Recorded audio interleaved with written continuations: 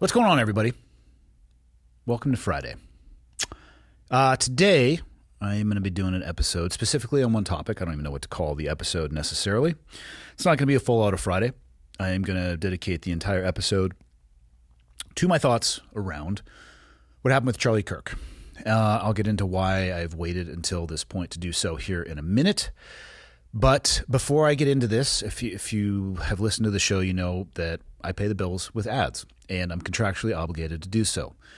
I'm going to do my best to keep the ads in portions of this episode that don't distract from the topic or subject matter itself. So I'm going to do one before I even get into it, and then I'll try to space the other one somewhere where it is unobtrusive. It is the world that I operate in, and sometimes I wish that I could unwind it a little bit, but I can't in this moment. So bear with me on that. Let's get the first ad read done, and then let's get into this episode. Today's episode is brought to you by Helix. Not directly tied to today's episode, but like I talked about in the opening, struggling a bit, but one thing that really helps me think straight is getting a good night's sleep. My son moved into his first apartment recently. Lucky little bastard.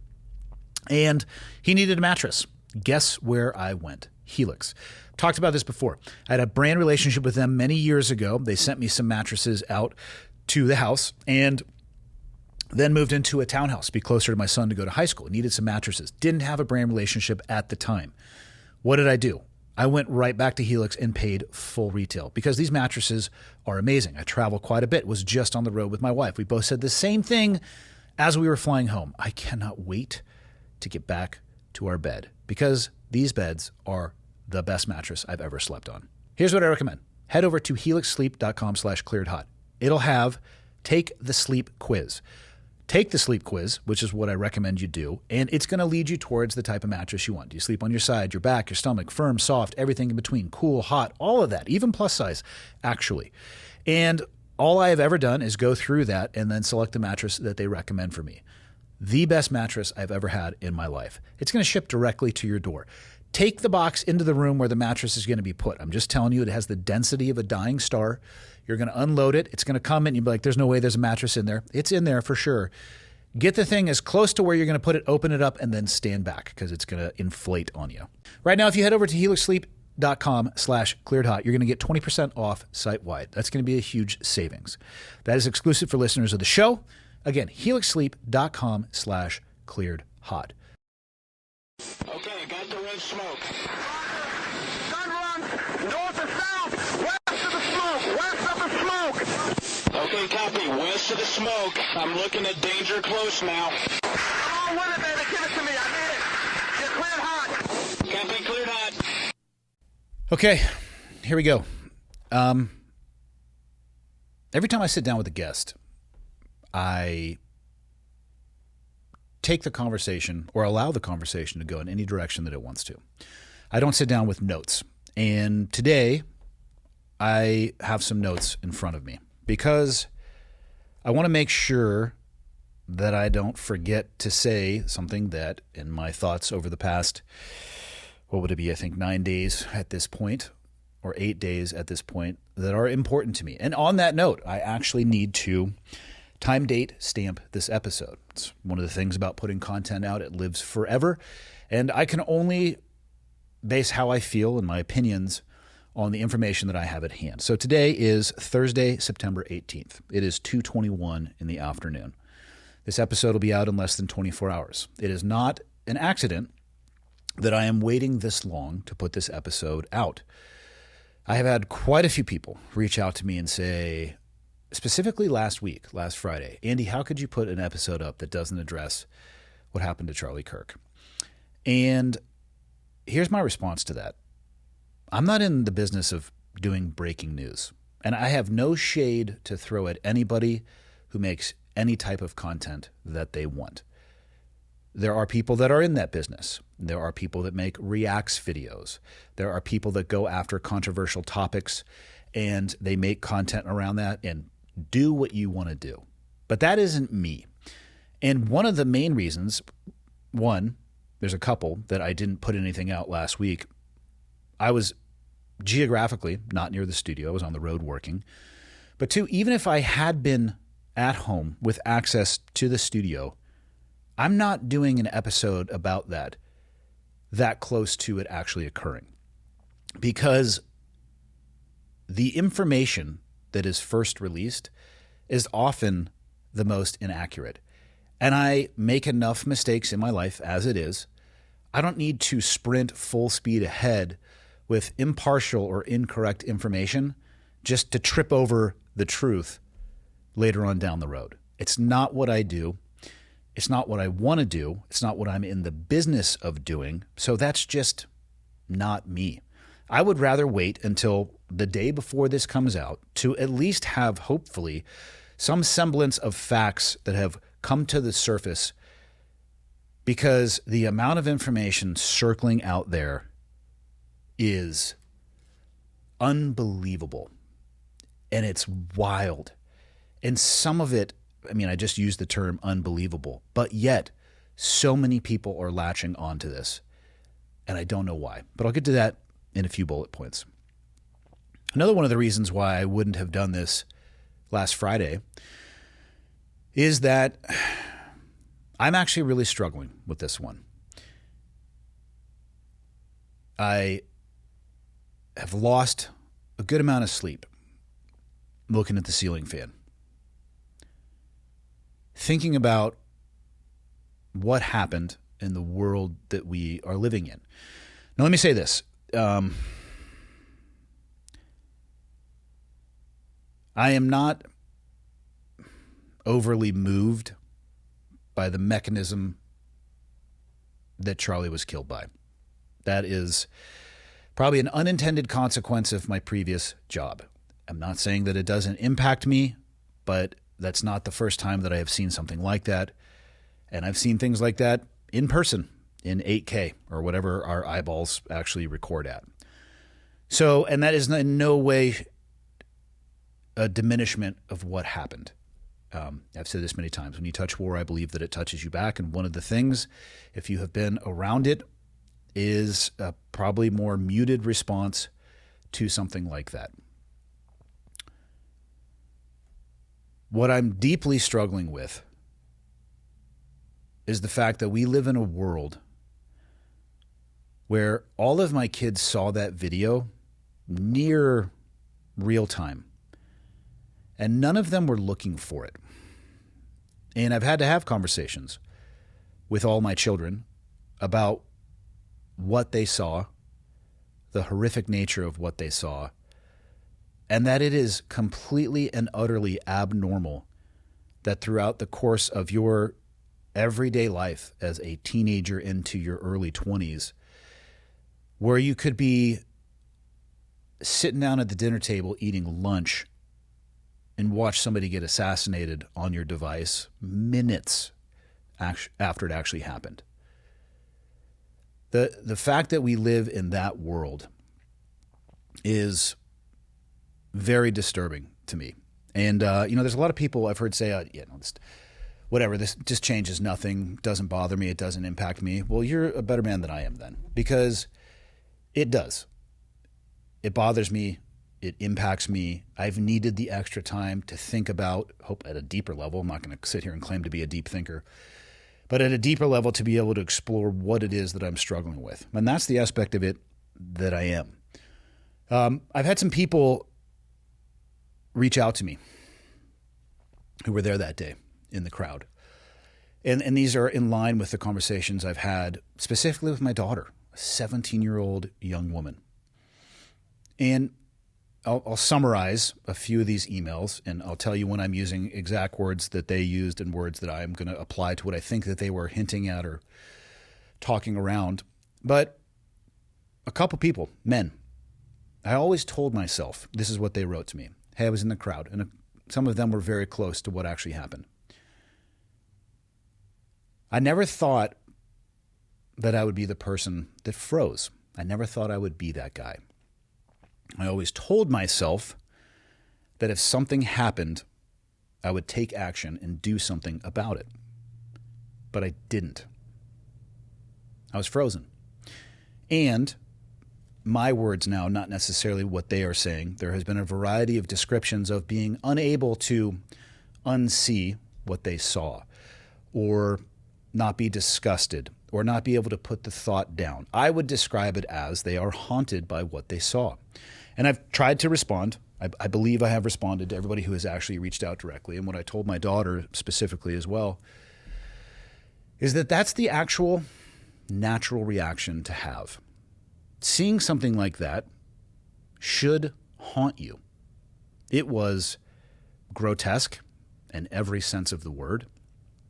And seeing something like that should not be something that you can just instantly put down. If you are able to, I'm not saying there's anything wrong with that, but I would say the ability to do that is probably more abnormal than should be considered normal, because you shouldn't be encountering violence like that in your life on a daily basis, and hopefully, if ever. It should bug you. It doesn't surprise me that people freeze in those moments.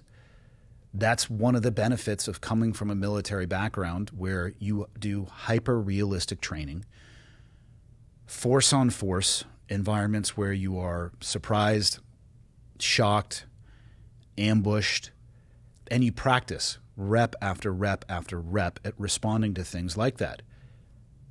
But I'm here to tell you, personal experience, sometimes your first initial move might be a step backwards, or to jump behind cover, or to not leap at solving the problem. And that's okay. That is completely natural, even for trained professionals sometimes. For those of you who are out there struggling, it's okay. You should be struggling.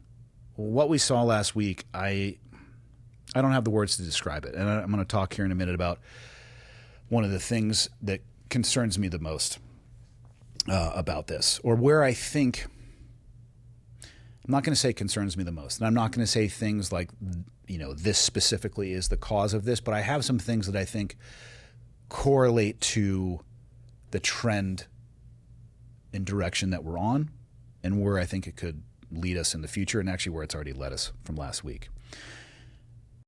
Today's episode is brought to you by Pique. Are you looking for a beverage in your life that can help you with gut health? Maybe longevity? How about convenience? You can take it with you anywhere, and all you need is hot water and a vessel to drink it out of. Are you looking for something that can help you with a microbiome reset? Maybe enhance your energy and mood, and also with that, increased immune support. Now, if any of that sounded like what you're looking for, or here's a better thought, if you want to combine all those things into one beverage, then I'm going to highly recommend that you check out Pique. When you head over there, you're going to see a variety of products. They've got hydration protocol. They have calming electrolytes. They have adaptogenic coffee alternatives, stuff for your skin. We have Sun Goddess matcha, beauty and electrolyte formula, elderberry liposomal vitamin C, Vibrance tea.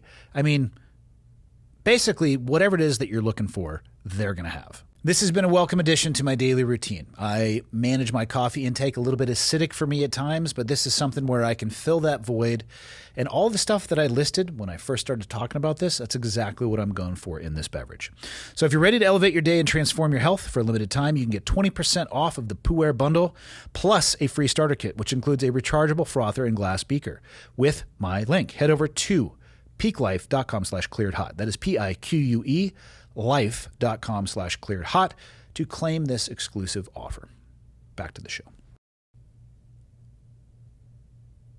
The reaction on social media has been, what's the word? I was going to say fascinating. That's not the right word. Heartbreaking? Maybe that's a better word. And not necessarily directly involved with this incident, but in the past I've had people reach out and ask me questions about civil war. And I've always said that people should not wish for a civil war because they have no idea what they'd be getting themselves into. And I want to clarify something here because I'm worried that people may think that because I come from a military background, what I'm trying to say is, well, if we hop into a civil war, you're not going to be able to do anything because you don't know anything. And that's actually not what I'm saying at all. You can buy almost all the same equipment that military members have. Of course, you're not going to get armored vehicles and stuff like that. Put that to the side. You can buy equipment. You can train with your equipment. You could seek out really, really high-level training from people who have an immense amount of combat seasoning under their belt. You can learn small unit tactics. You can become incredibly competent and lethal in just about everything the military does. It is possible for civilians to do that absent any military training. You probably would want to talk with military members off getting, their experience and learning from their knowledge, but it's possible for you to do that. I'm not saying that civilians are less than when it comes to civil war. What I'm saying is that civil war looks like in real time what thankfully most people only saw on their devices. But it's not some person that you may have heard of or follow on social media or don't follow on social media or have no idea. That's going to be your neighbor. That's going to be people in your community. And you're not going to be watching that on a device. You're going to be participating in that in real time. And I don't want that for anybody because, again, those people reaching out with how this has impacted them because it's their first exposure, yeah, that's real. And it might have lifelong impact. I don't want that for the citizens of this country. So when I say I don't want people to even consider civil war, that's the reason why. It has nothing to do with tactics and capability and everything to do with the impact that it would have on the individuals and the collective of our society. What I have seen, and this is shocking to me, and I don't have an answer to this one, is an explosion, almost instantly, of conspiracy theories around what happened. And I wrote down just a few that come to mind here. And this one isn't necessarily a conspiracy theory. And all of these actually tie into content that people are instantly making. I mean, I think I saw a reacts video to what happened in Utah within the hour, for sure within the hour. It might have been within 30 minutes. I don't have shade and judgment for people who want to make that type of content. But I also believe that there are people out there who are knowingly trying to make controversial content off of the public assassination of a 31-year-old man at a college, knowing that the information that they are putting out is very, very likely to be untrue, however controversial, in the hopes of growing their platform. Do I agree with doing that? No. Am I going to do that? No. Live your life how you want, make the content you want to, but I don't think these people are doing it accidentally. I think they're doing it intentionally. And to me, that sucks because morally that grates against who I am morally. But again, I am doing my best to hold no judgment towards that or those people, but I'm not sure it helps in any way, shape, or form. Now, I will say this. The federal government has done a really good job, and a lot of times state governments or just government in general, of eroding any trust that anybody has in them. So real good job on that, by the way. We don't have enough terabytes on all the SIM cards put together in the world to go over the things that have happened to get us to that point. But I'm shocked at the number of people that are grabbing on to conspiracy theories. Now, this first one isn't a conspiracy theory, but this one is trending, and man, veterans are weighing in on this, and that is the body armor. Charlie was wearing body armor. It was and they're dissecting from a ballistic perspective what could have happened. Ladies and gentlemen, the man was not wearing body armor. You don't need a veteran to tell you that he wasn't wearing body armor. You don't need a counter sniper or a sniper to tell you that he wasn't wearing body armor. There is video footage of him arriving shortly before the event began, and you can clearly see it shows him from the side, the front, and the back. You can see every single contour of his torso. You can see his nipples coming through the shirt.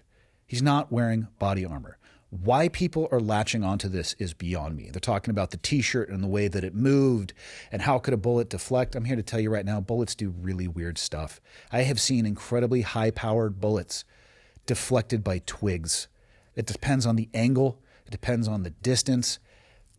There are so many variables. Not every bullet flies exactly the same way. Do they sometimes do things that are beyond description? Yes.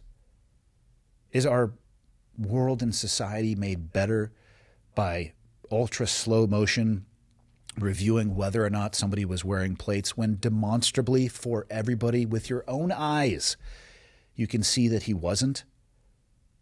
And I had an interaction with somebody where I explained essentially that.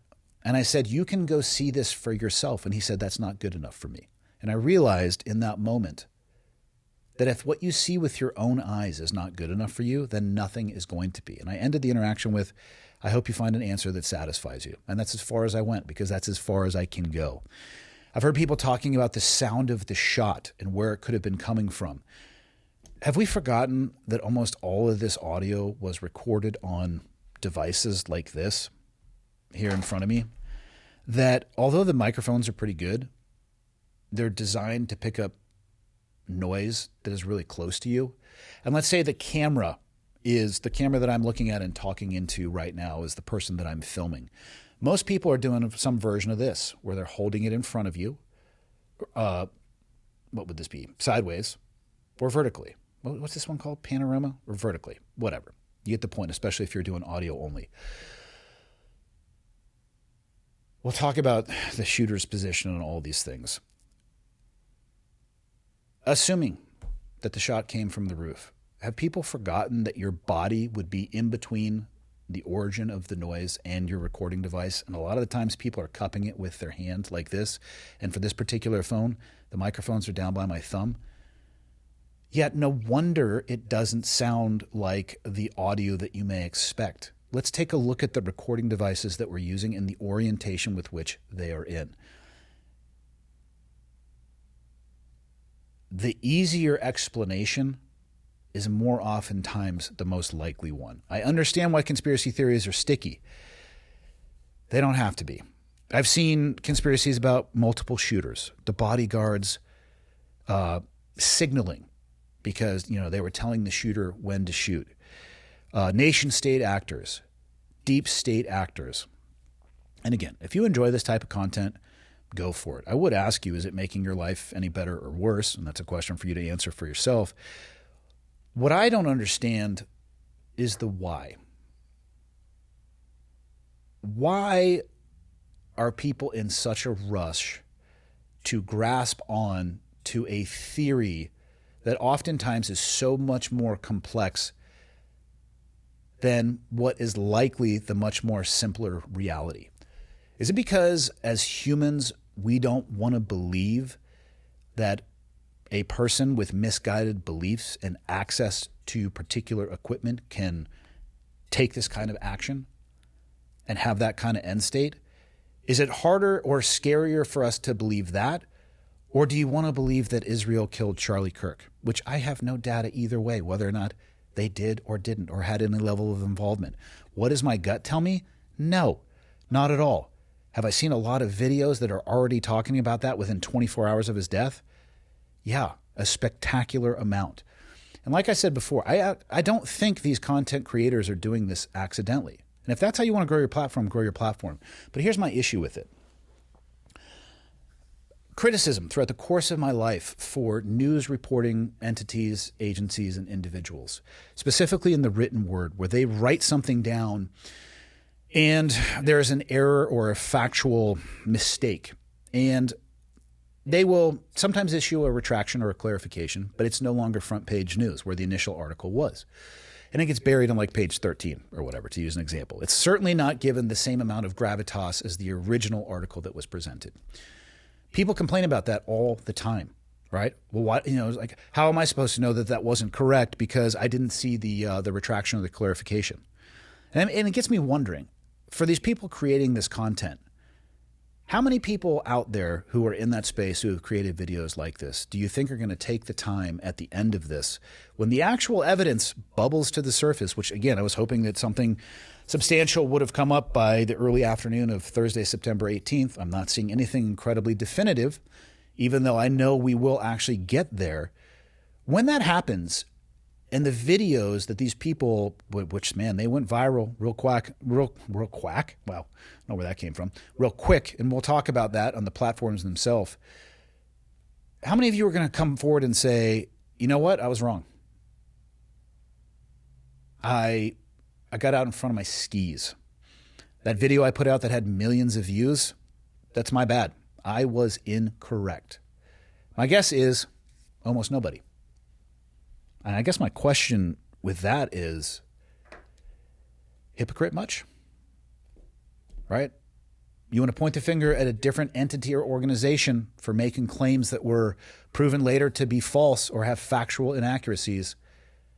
I hope you are willing to stand up in front of the things that you have created and said yourself and do exactly the same. Because if you're not, what does that say about you? Another question that I have, then this one is one of the ones that I'm spending some ceiling time on. That is there actually more hate in this country than there ever has been? The actions in Utah were not driven by love. They were driven by hate. Hate for an idea, hate for a person, hate for what that person, they thought that they stood for, the totality of who they are, and I'll talk about that in a minute too. And is there more of that in this country, or are we at a place where we are actually now just able to see more of the hate and we can engage with it? And if you're not cautious, you can be overwhelmed by it. I don't think there is actually any more hateful people in the U.S. than when I was growing up. I guess it would be, there are more people in the U.S. for sure as the population is growing. Let's just say from a ratioed perspective. I'm going to throw a number out. If 1% of people were hateful, I have no idea, by the way, on this. I'm just throwing this out. If 1% of the people were this way when I was growing up, I'm saying that 1% of the people I think are still this way. And if that's the case, and that's the assumption, and I'm going to be the first to admit that this is actually a hypothesis that I don't have data to support, but I am reinforced in this in my actual day-to-day living in the real-world interactions. If that's the case, then what has changed? Now, I don't have anything to point at causes of what happened, but I do think something that was corollary to what leads to that is the introduction of smartphones and social media, which I'll be the first to tell you can have immense positive impact. I don't think we are paying attention to the potentially unlimited downside of those devices and the platforms themselves. I had an interaction with somebody close to my family. I'll leave their name completely out of it. But I noticed in the days after what happened, a volume of posting. And it wasn't original content. It was reposting of other people's content. And I eventually reached out to this person. And I started asking questions like, do you have any evidence or data to back up that post that you just made? Do you have any actual proof that what you are claiming by reposting that is true? And every time the answer was no. And it actually got to a place where this person said, well, I don't think that this group or person would post that if it weren't real.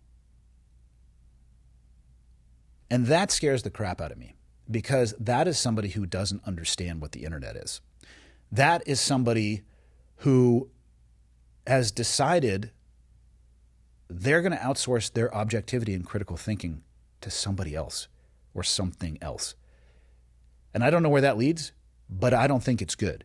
The same person, I don't think they understand the platforms that we use. And I hope that most people intuitively do understand this.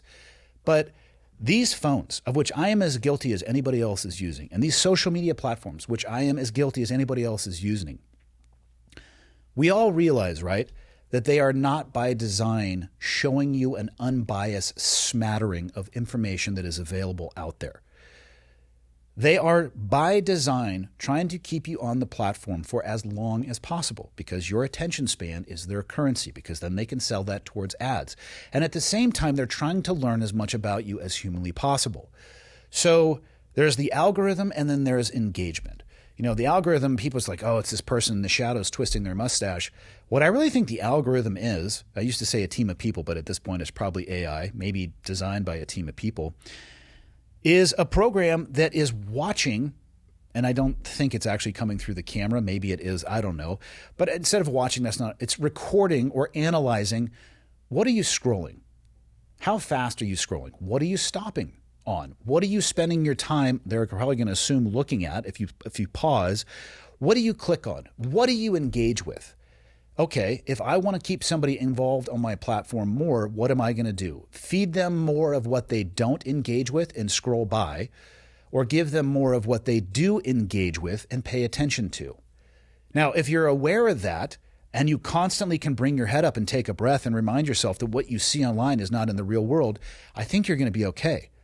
If you don't recognize that's going on, you could spiral down out of control so deep into these places where I think you lose all sense of reality. I actually think I have an understanding of that. So if it's about engagement, I ask yourself, what do you see more of? Things that inspire you, which I would say that's an emotional response in a positive manner, or things that anger you, which is an emotional response probably in a negative manner. In my personal experience and in talking with quite a few people, it is well towards the negative emotional reaction, the anger, and I would say sometimes even just pure hatred. But the more you engage with it, the more you see. The more you see of those things, again, if you're not lifting your head up and looking at the real world, you might actually think that that is the world that we are living in, not realizing you're working on and interfacing in an artificial ecosystem that, yes, has aspects of the real world in it, and you can interface with people and places that you would never see. But because they are interested in engagement, your engagement, it is so far from being unbiased, and it is so driven by your behavior to continue to engage that they're going to show you whatever they can to keep you on that platform. If you start thinking that that is the real world around us, you have lost the forest for the trees. And I don't know what to do about that other than I actually still think social media should come with a warning label. I mean, there's a lethal dose, right? An LD to water. You actually can drink enough water to kill yourself. It exists on ibuprofen, something that people think is a very helpful, to include myself, medication. If you stub your toe into a wall, something I've done many times, whatever it may be, aches and pains, you can take that and it can help. Can you kill yourself with ibuprofen? Yeah, you 100% can. I don't think we live in a more hate-filled world than we did before, but people are being bombarded with hate, and it's making them feel as if that is the case. If you get deep enough down this rabbit hole, can you imagine a world where somebody in their early 20s who doesn't have a fully formed prefrontal cortex, has no real understanding of the concept of time, and I'm making no excuse by any stretch for the actions that were taken. I'm just describing an adult male in that phase of their life. Some mature faster than others. But can you see a world where immersion in the online world, absent the reality and sanity check of the real world, could drive somebody towards a place where they think taking an action like that makes sense? I can. I'm not saying that's what happened, but I am saying that I am extremely worried that we are headed in that direction. These things need to come with warning labels. The social media platforms should have a maximum exposure. What I'd really love to see is for the platforms to be compelled and forced to show how it is they decide what to serve you, when, how. And I'd love to get there behind the scenes because they have to be tracking this in some way, some version of positive versus negative. And if they're knowingly serving people more outrage than positivity, I think we need to do something about that. Okay, next on the list. This is a tough one. People aren't going to like this one because I've seen a lot of finger pointing in the last 8 days, and this is just my personal opinion. And all of this stuff is just my personal opinion. I'm a random dude telling people what I think about something that I've been struggling with. But you can take or leave my personal opinion. I think both sides, and by that I mean of the political aisle, because it seems to be the only way we can view our country at this point, have blood on their hands. One of the most common things I'm seeing is, well, I only did or said or posted this, fill in the blank, because so-and-so on the other side did this.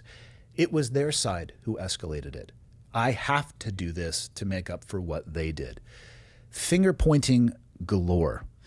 And there is an immense amount of hypocrisy in this which I don't understand. I don't understand why people think they have to blindly support one side, and how it's not okay to call balls and strikes, even on the side that you do support. To me, that's a sign of actual strength, not a sign of weakness. But like, hey, generally this is where I fall on this, but I don't agree with everything this person says or does. Oh, and by the way, I've never met a human being that I agree with completely. I've never had 100% alignment with a person, political party, ever. When did it become a sign of weakness to be able to objectively look at things and call balls and strikes?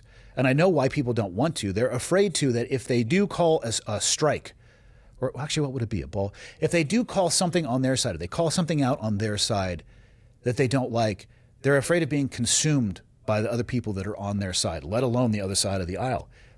And it doesn't have to be like that. Where's that escalation lead us to? And I'm going to use a good example right here. This is very recent. Jimmy Kimmel versus Brian Kilmeade. You can go online and research what both of them said. I think it'd be fair to say that those two individuals arrive on different sides of the political aisle. Jimmy's probably more on the left, Brian's more on the right. Jimmy was, in essence, describing to his audience that the right was attempting to frame the shooter as somebody who came from the left. He did it on two different occasions, which is my understanding. People are like, oh, he's a comedian. I get that. Comedians aren't always making a joke, and what you do for a living, by that title, it probably shouldn't be like this blanket protection. Let's take it individual situation at a time. Brian Kilmeade on the other side, when talking about, they were discussing the stabbing, I believe it was on a bus, of a homeless man stabbing the Ukrainian woman, stabbed her in the neck and she bled to death. They were talking about homeless. And Brian Kilmeade said they should involuntarily have lethal injection or something, his words. Just kill them. Now, people are celebrating Jimmy Kimmel getting pulled down for what he said on the right, while having zero outrage for what Brian Kilmeade said on his right-leaning show. Hypocrite much? Where are you at? Where is the outrage from somebody on your side of the aisle? Why is all your energy allocated towards the other side? How about this? Both of those people in that moment, not that they are idiots, acted like idiots. Why is Brian Kilmeade, and I've met him a few times, I actually did his show once, I have no direct tie, don't follow his work exclusively or even closely at all. Why is he allowed to go back on Fox News and apologize for what he said and maintain his job, and Jimmy Kimmel is immediately pulled off the air? I don't have an answer to that question other than it's incredibly hypocritical. It's really easy to look across the street and judge your neighbor. Maybe we should spend an equal amount of time looking at our side of the street and picking up our own trash before complaining about how other people are dealing with theirs. It is an assault on free speech, and it's happening on both sides. But I tell you one thing that's come out of this, and this is going to go back to what's going on with Jimmy Kimmel. It seems to be very clear that the Trump administration, through the FCC, threatened ABC. Now, and again, I'm using words that I have seen from the written word. I've seen this from left and right-wing media outlets at this point. But there's a reason why the First Amendment is number one on the list. I don't think it's accidental that it was number 10 or that it wasn't number 10, right? The First Amendment is protection from the government coming after you. Now, a lot of people have lost their jobs from their civilian employees, and they're saying, well, this is BS. What about free speech? No. You were free to say what you wanted to, but depending on the state that you are employed in and how you were hired and your hiring documents, if you're at will, guess what? Your civilian employer can fire you. People say, if we had free speech, we could say fire in a movie theater. You can say fire in a movie theater. You're just not free from the consequences of doing so. If you have one of these devices and a platform and you want to broadcast things out, you are, I don't know of anything that could be more free. You can say what you want. You are free in your expression. And in certain situations and circumstances, you are free from the government doing anything about that. But it doesn't extend to civilians, privately owned companies, and how that's lost is a little bit beyond me. Freedom of speech does not equal freedom of consequences. Well, what is the FCC? It's a government entity. If it was at the direction of the president threatening a civilian corporation, to me, we are bouncing right up against the limits of the First Amendment. And then what I think goes beyond it, and I don't know if this is going to actually go anywhere, but the Attorney General, Pam Bondi, was talking about speech and hate speech, and talking about putting laws into place that would regulate or censor hate speech.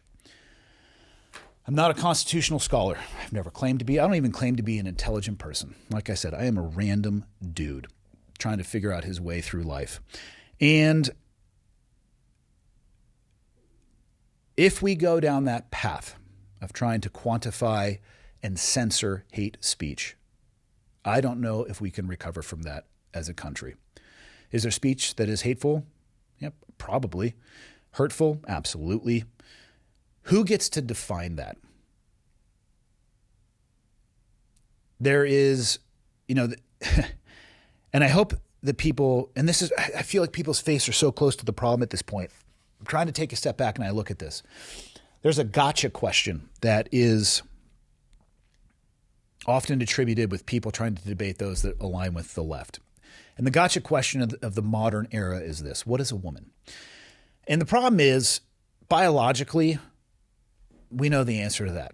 I actually think most of the people who are struggling to answer that question on the left, they know the answer to it as well. They're bouncing up against some of their other moral beliefs and a desire to not infringe on anybody else's right to do whatever they want to do in their answer. But it makes it look really, really sloppy. And it's this gotcha moment where you can't explain one of your core beliefs that you believe in. If you don't think that what is hate speech is going to become the gotcha moment for people on the right, I don't know what to tell you, because good luck defining that. What is hateful to one person may not be hateful to another. Now, of course, are there things like, why is fire in a movie theater? Why are there consequences to that? Because you're endangering people, the action that you are trying to elicit from others. And again, I'm not a constitutional scholar. I can understand that.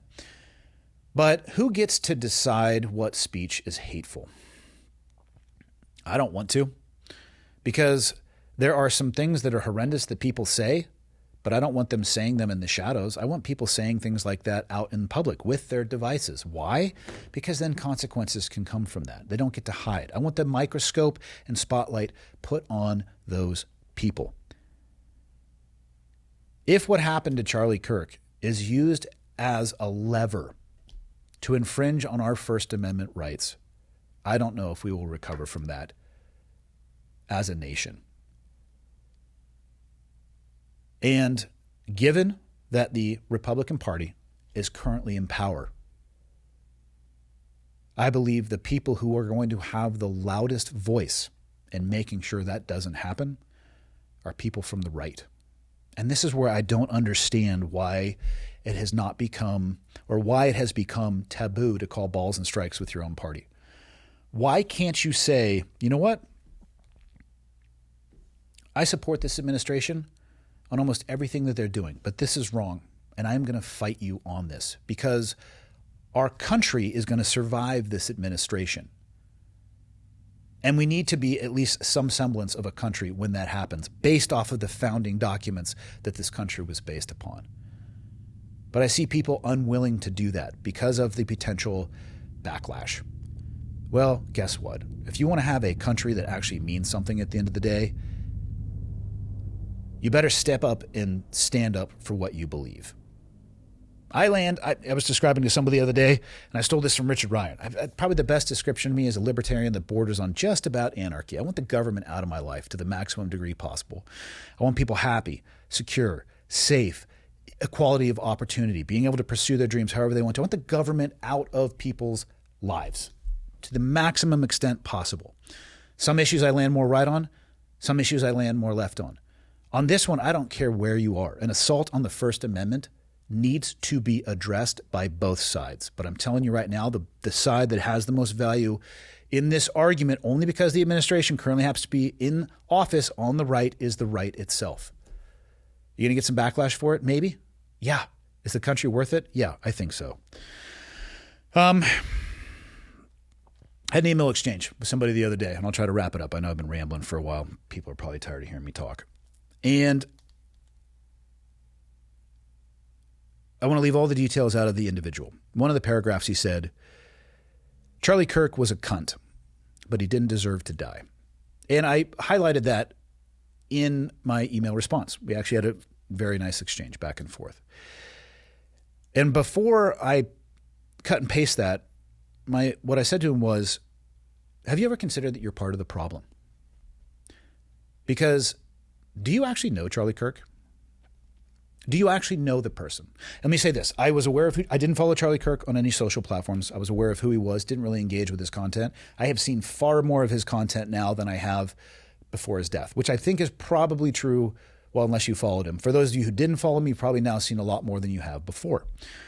But now that I've seen a lot of that content, do I know Charlie Kirk? I know some of his ideas, but do I actually know him? For people who've listened to the podcast from day one, do you actually know me? You know how I think about probably almost every issue at this point. You know some of my ideas. You see me have some swings and misses, some successes, some failures, but do you actually know me? Or is our interaction based off of just what you see online? Do you see me on my good days and my bad days? I'm here to tell you, you'd see me on both, and on my bad days, I'm probably a little bit shorter and less likely to engage on some stuff, and maybe on my good days, I have a little bit more energy to bring to the table.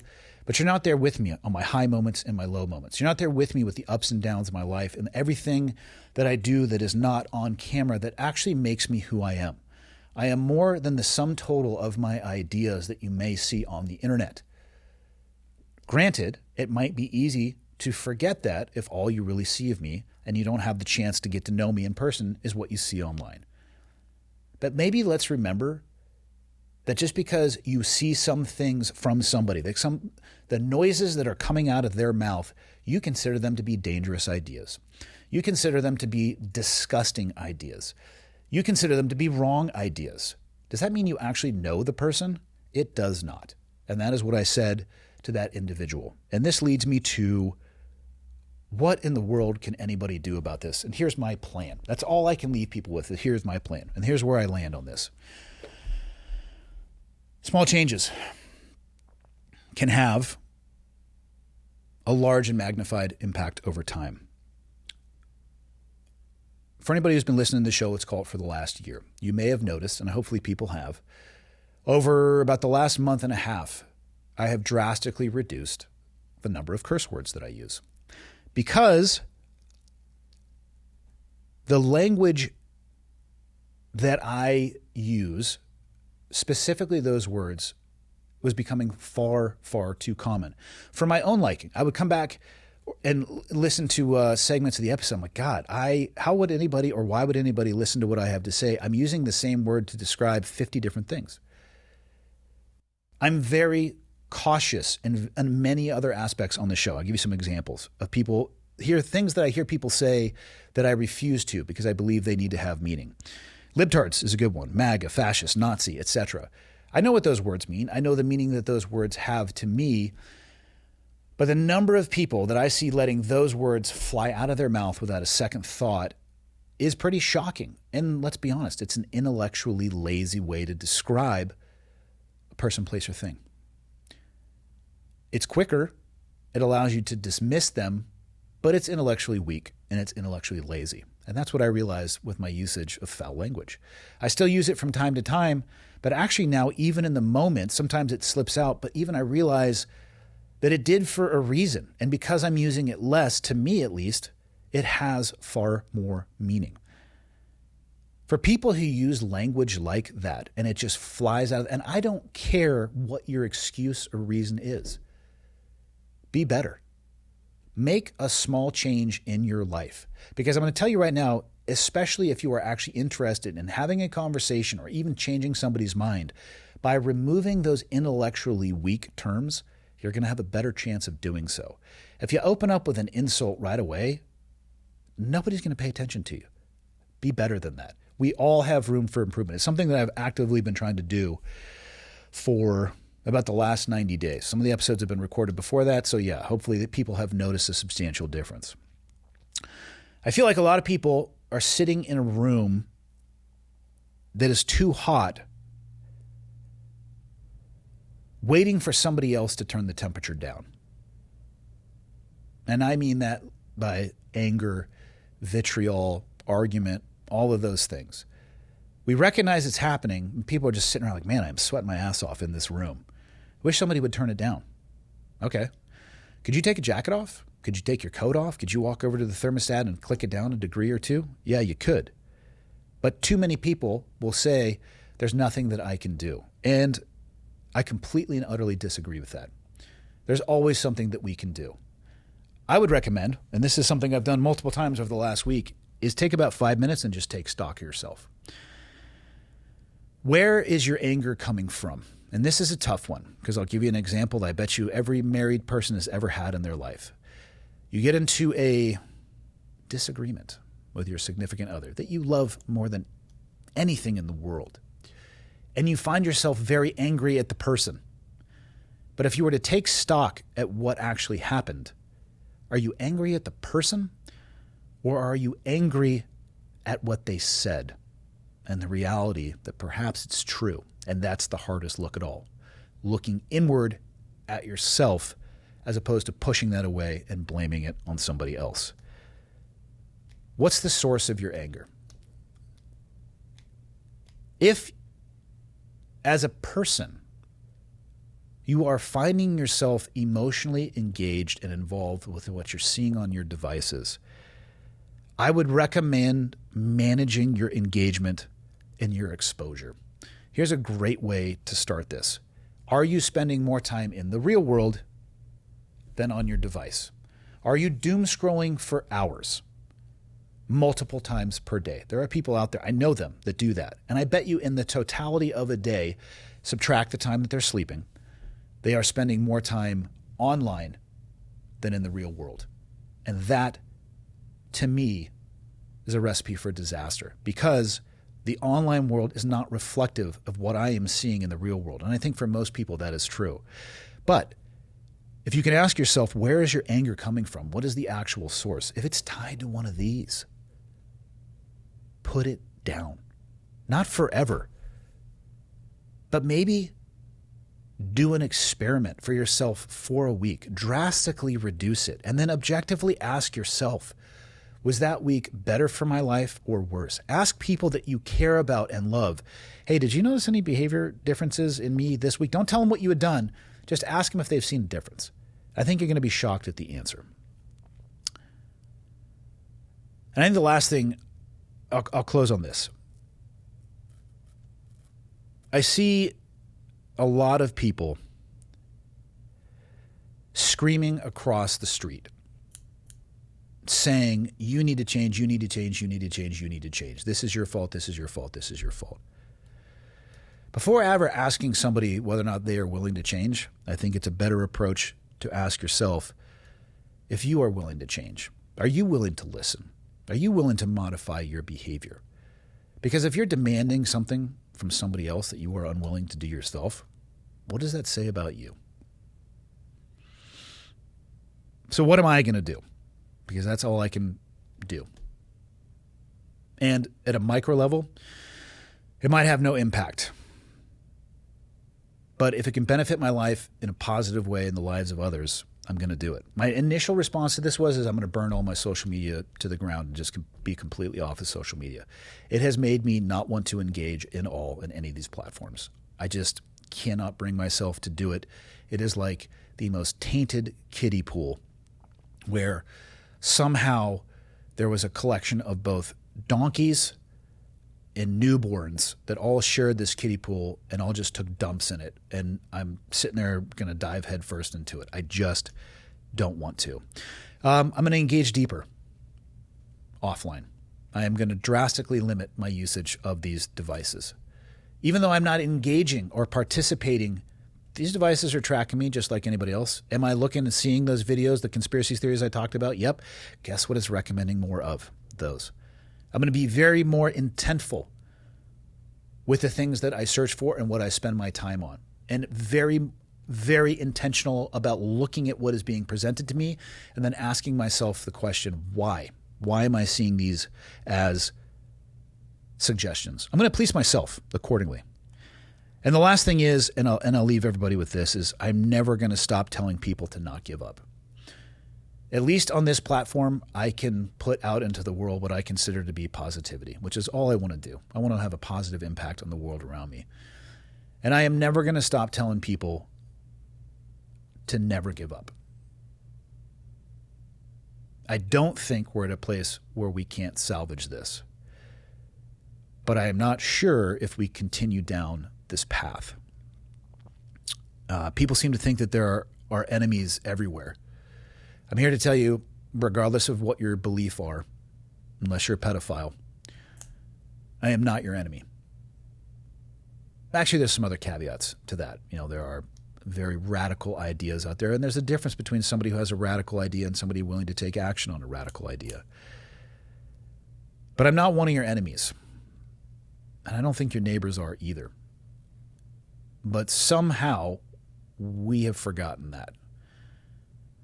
And if we can't, even for 5 seconds after a public assassination that the vast majority of U.S. citizens saw in near real time, take a moment to think about that, what does that say about us in a country? What would it take for us to have that pause, to take a beat, to realize that maybe we are being manipulated just by the information that we are seeing, not by some overlord, but just by the devices that we have been told make our lives possible and better? What if we're not smart enough to handle these things? What if we're not evolved enough to handle this bombardment of negativity that we get on these devices? Again, I don't think there's any more natural disasters that are happening in the world in 2025 than there were in 1970. But guess what? I now hear about every single one of them. Doesn't mean that there's any more or less, but I'm bombarded with that. It's not a good thing. Your neighbor isn't your enemy. And I don't know how we get back to that. But I do think it comes from being able to call balls and strikes and look for alignment and agreement where possible, and then be able to openly and objectively discuss where there is disagreement without it degrading to a place of vilifying your neighbor. So that's what I'm going to plan to do. I feel like I rambled for far too long. Hopefully some of this makes sense to somebody. It's cathartic for me to put it out there. But it's been a rough week. Not a week that I thought I was going to have. Not a week that I thought I was going to have the conversations I did with my kids. It sucks that they're in a world where they know that that's a scroll away. And it sucks for your kids too. And I'm sorry that everybody out here who hear this had to see that. I had to see that, not a lot, in my old job. But I knew what I was getting into. And even then, it still has impact. So if it is bothering you, this is what I'll close it on. If it is bothering you and you can't put it down, please don't try to push it down. Just talk about it. Friends, family, social circle, whatever you may need to. Professional help is always great. Don't let it eat at you. Try to put it down to the best of your ability. Sometimes that takes a lot of work. And that's all I have for this Friday.